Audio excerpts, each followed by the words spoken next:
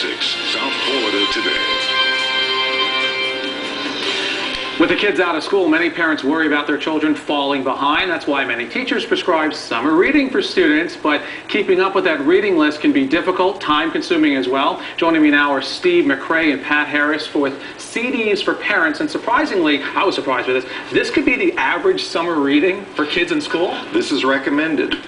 All these books? All these books. Well, what happens is typically people get this number of books, and then there's things that get in the way. Oh, they didn't have it in the library. It was out. They couldn't order it at the bookstore. They got to take it with them. I couldn't take them all where all those going. So at Downtown Academy, where I teach, we try a different experiment. We put all the books we want them to read on a CD, give them to the parent, and say, make sure your kids read this. So how many books are on this CD? We have 30 books, 200 websites, and a load of famous speeches like Martin Luther King's I Have a Dream speech. Right.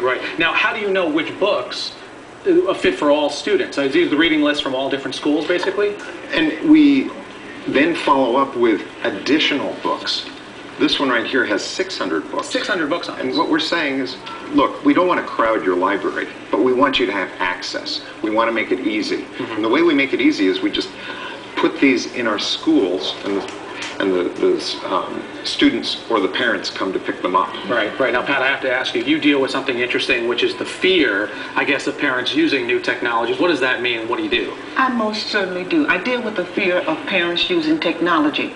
Because can you imagine if a parent is not accustomed to using a computer, and they're used to a typewriter. Right. And when they hear about a computer, they become timid. What do I do?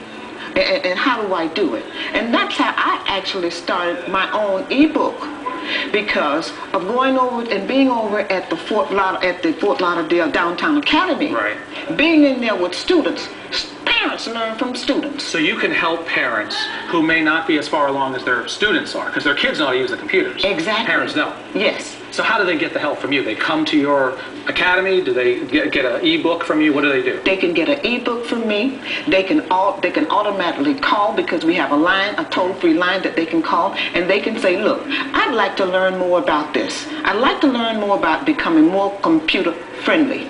And not only that, what we do, we encourage the parents, because they are the original teachers, believe me. Right. Okay. So, and there is nothing wrong with sharing information, because children like the fact of teaching their parents as well. So it's a shared journey.